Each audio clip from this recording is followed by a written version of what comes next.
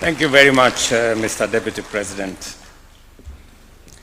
It is my pleasure to welcome all of you to this morning meeting, the 12th National County Governments Coordinating Summit.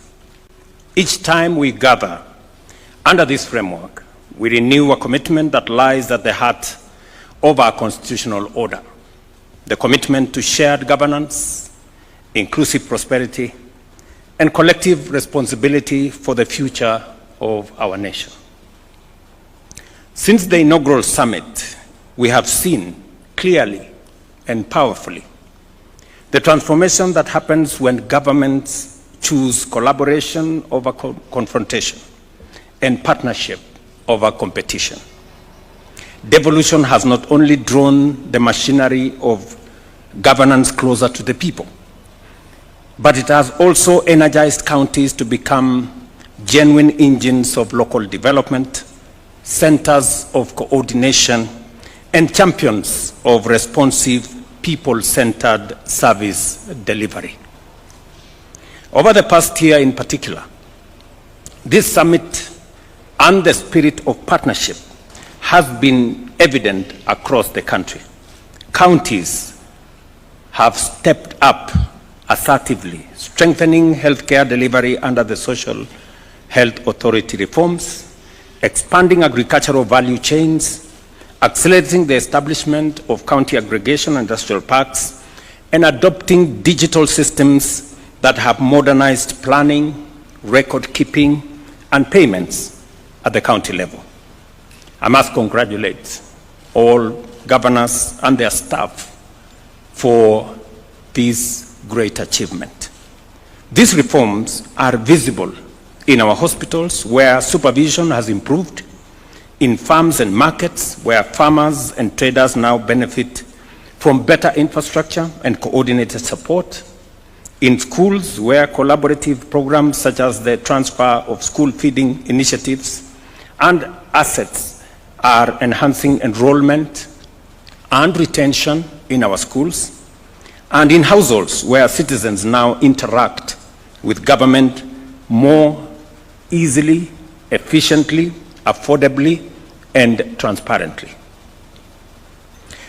For our part as the national government, we have stood shoulder to shoulder with counties. We have implemented fiscal and structural reforms that guarantee more predictable cash disbursements, strengthened monitoring of summit resolutions, and introduced collaborative systems of planning and reporting. Most importantly, for the first time in our nation's history, we have completed the full delineation, unbundling, and gazettement of devolved function through Gazette Notice number 16472 to 16483.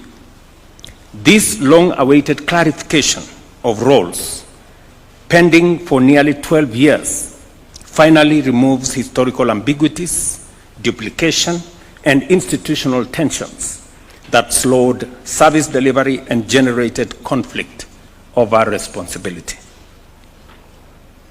While significant progress has been achieved, I am aware that some functional areas remain unresolved or contested. The Intergovernmental Relations Technical Committee should therefore accelerate the clarification and determination of the unbundled functional components for transfer to the respective levels of government. Ladies and gentlemen, I reaffirm that resources shall follow the transferred functions consistently and in good faith as mandated by our Constitution. In line with the gazetted functions, I am informed that IGRTC has, in the interim, identified resources for consideration in the 2026-2027 financial year for transfer to county governments. I therefore call upon the Commission on Revenue Allocation and the National Treasury, using the tentative resource estimates identified by IGRTC, to verify this information and finalize a definitive figure that will serve as the basis for financial transfer to counties in our next financial year. While we await the full realization of financial transfers, significant progress has already been made in the transfer of non-financial resources, specifically fixed and movable assets. IGRDC has gazetted the transfer of more than 46,000 parcels of land and 8,062 housing units to county governments through Gazette Notice number 171 of 11th August 2025 and number 188 of 5th September 2025. These assets are now under the custody and management of county governments. I urge counties to collaborate with the relevant agencies to facilitate the processing of legal ownership documents as required by law. Additionally, 34,000 parcels of land and over 1,000 housing units are pending transfer across 40 counties. The IGRDC should fast-track this process to ensure that all attendant resources are transferred without any further delay. A central mandate of this summit is the assessment of devolution performance across both levels of government. The Secretariat is responsible for conducting these assessments and reporting recommendations to the summit, including on recently transferred functions. While I acknowledge the positive progress made, I remain concerned about our inability to fully execute the resolutions adopted at previous summits. I urge our Secretariat to ensure full implementation of all resolutions and call upon all responsible parties to fulfill their mandates diligently and report progress promptly. At the last two summit meetings, a resolution, for example, was passed to review the Intergovernmental Relations Act to legally entrench the Council of Governors Secretariat and strengthen IGRDC. I understand that the legislative process has stalled in Parliament. I request the Speaker of the National Assembly to intervene in consultation with the Senate to resolve the challenges affecting the amendment bill's progress and ensure that intergovernmental relations institutions receive the legal support required to perform their functions effectively. As we reflect on the commitments we made to the people of Kenya, it is satisfying to observe the significant progress achieved in the last 3 years. A cornerstone of our transformative agenda has been the housing program that not only includes housing, it also includes construction of markets, institutional houses, and also hostels for our students. A top priority of our administration's agenda aimed at restoring dignity, fostering community development, and enhancing long-term economic stability for families who have long desired to either own a home or operate a business in a decent place, or for our students to live in dignified dwellings. The success of this program is rooted in partnership and shared vision. I extend my sincere appreciation to all the 47 county governments for their collaboration and support in making this national dream a reality. I know I have talked with many governors at a very personal level on some of the issues that have come up, and we have always found a way to resolve those issues, to agree on how to facilitate the process. And your contributions from land allocation and streamlined approval to logistical facilitation have been instrumental in accelerating progress across all our counties. This level of cooperation demonstrates the power of unity, proving that when we work together, even the most ambitious goals are attainable. We remain firmly committed to scaling up this program to ensure that quality, sustainability, and affordable homes are within reach of every deserving Kenyan family, thereby improving livelihoods and contributing to sustain national economic growth.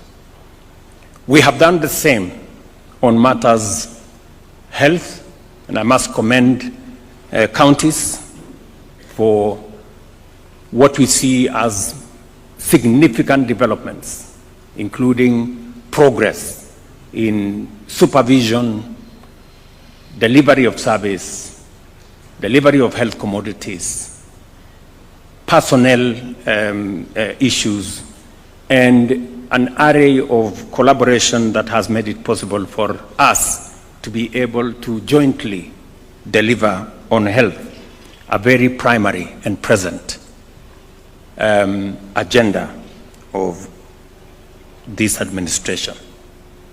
I know we will be having a conversation on some of these issues as part of the main agenda. And maybe I should also take this opportunity to assure all of us that we have managed to structure a relationship that is going to support our health delivery outcomes with the government of the United States. And just to set the parameters correctly, the government of the United States is a solid partner of the government of Kenya. It is not a relationship that began recently. It is a relationship that has been built over time, a relationship that has been of mutual benefit to both the people of Kenya and the people of the United States. And when President Biden invited me 2 years ago for a state visit, the first after 18 years by an African head of state, it was a statement of confidence in the relationship between our two countries. When President Donald Trump invited me also alongside other colleagues from our region last week, we did agree between the two governments that much as we were going to sign one of the most consequential agreements on peace and security in our region, it was also necessary for us to further consolidate the relationship between the United States and Kenya by signing an agreement on matters health. That agreement was a request by the government of Kenya because health is one of the big tickets that between the national government and the county governments we have been focusing on for the last 3 years. And it is because many families, many people in Kenya have suffered a great deal. Many people, in fact, estimates have put it at almost 1 million families every year sink into poverty and debt because of hospital bills. And therefore, it became a concern for us as citizenry in Kenya. It became a campaign matter for all parties in the last election. And we have robustly and aggressively undertaken far-reaching reforms in that sector.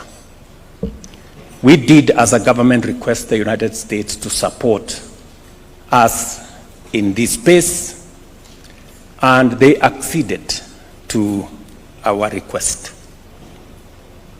And when I got the invitation, I did propose that maybe that was a good occasion to sign off on the agreement that we were discussing. The government of the United States did send in officials from Washington to come to Kenya.